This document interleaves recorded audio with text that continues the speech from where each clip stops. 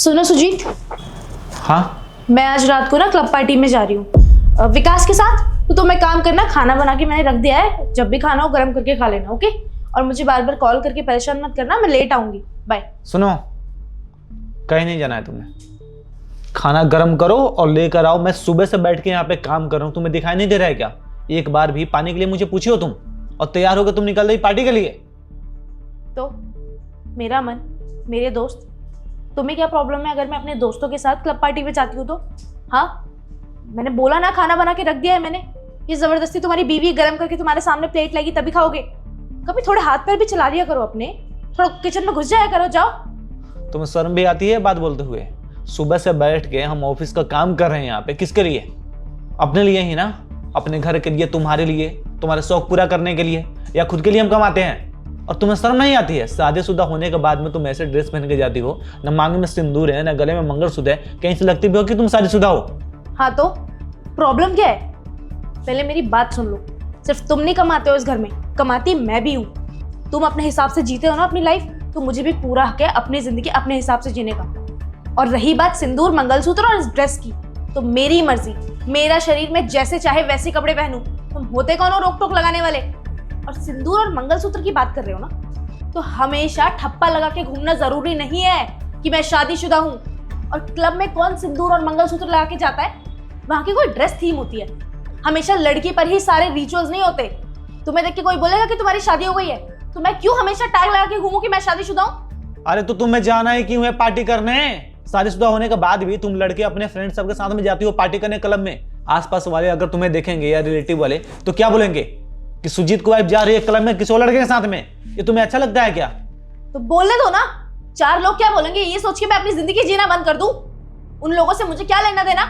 वो लोग होते कौन है मेरी जिंदगी में दखल अंदाजी देने वाले? ऐसा है, विकास मेरा बेस्ट फ्रेंड है। शादी मेरी तुमसे अभी 2 साल पहले ही हुई है और वो मेरे साथ पिछले 6 साल से है। तो तुम उस पर शक करने की बिल्कुल जरूरत मत करना। अरे फ्रेंड कुछ नहीं है तुम्हारा, इस्तेमाल कर रहा है तुम्हारा। जब तक तुम उस पर पैसे लुटा रही हो, तुम्हारा दोस्त बन के घूम रहा है। बिना मतलब का कोई आजकल किसी के साथ खड़ा नहीं होता है। जिस दिन उसका मतलब निकला, छोड़ के चला जाएगा, और उस दिन तुम पछता आगे भी कुछ नहीं कर पाओगी। जो चीजें हम तुम्हें बता रहे हैं ना, कान खोल के सुन लो। कोई नहीं है यहाँ पे सगा। जब तक तुम उसको पार्टी दे रही हो, घुमा रहे हो, तब तक तुम्हारा दोस्त बना हुआ है। आ रहा समझ में? कहीं भी नहीं जाना है, बोल दिया ना एक बार। जाओ खाना लेकर आओ मेरे लिए।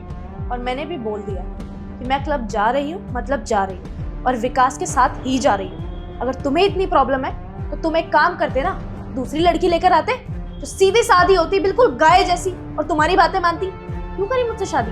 तब क्यों नहीं कहा ये सब कि लड़की अगर क्लब जाएगी, पार्टी करने जाएगी, दोस्तों से मिलेगी तो मुझे प्रॉब्लम होगी? अब नहीं बोला ना तुमने उस टाइम पे, तो अब झेलो। मैं ऐसी ही हूँ और ऐसी ही रहूंगी जिंदगी भर। रहना है मेरे साथ तो रहो, नहीं रहना अपने मम्मी पापा को बुलाओ, मेरे मम्मी पापा को बुलाओ, और हम हो जाते हैं अलग। मेरी जिंदगी में दखल अंदाजी देने की कोशिश मत करना। मैं जा रही हूँ क्लब, परेशान मत करना मुझे। ठीक है, जाओ। तुम यही ना चाहती हो कि हम तुम्हें ना रोकें? नहीं रोकेंगे। हम आज के बाद में तुम्हें मना नहीं करेंगे। तुम्हें लगता है ना कि हम तुम्हें मना करके तुम्हारे लिए प्रॉब्लम खड़ा करते हैं? एक ना एक दिन अपने डिसीजन से तुम खुद पछताओगी। तुम्हें मेरा कहा हुआ बात बुरा लगता है ना, तुम खुद इस चीज को मानेगी। जाओ, आज के बाद में तुम्हें कभी नहीं रुकेंगे। जाओ करो पार्टी। थैंक यू, आपने परमिशन दे दी। आपकी परमिशन के बगैर तो मैं जाती ही नहीं।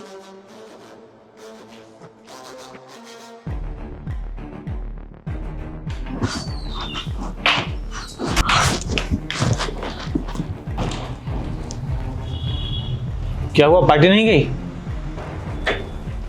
मैं पार्टी ही जा रही थी।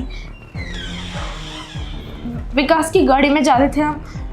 उसने बोला था कि हमारे बाकी दोस्त भी आएंगे, लेकिन उसकी गाड़ी में मेरे और उसके सिवा और कोई नहीं था।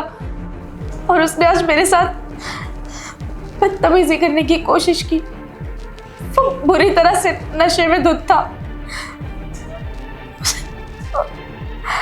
मैं गलत थी, आप मुझे माफ कर दीजिए। आप सही बोलते थे, कोई इस दुनिया में सगा नहीं होता। मैं आपकी बात नहीं मानती थी, लेकिन आज मुझे एहसास हो गया है कि मैं गलत थी। I am sorry. मैं क्या बोलता हूँ तुम्हें? अगर तुम मंगलसूत्र पहनोगी और सिंदूर लगाओगी तो इससे क्या तुम्हें टैग लगेंगे? अरे शादीशुदा हो तो शादीशुदा दिखने में क्या दिक्कत है?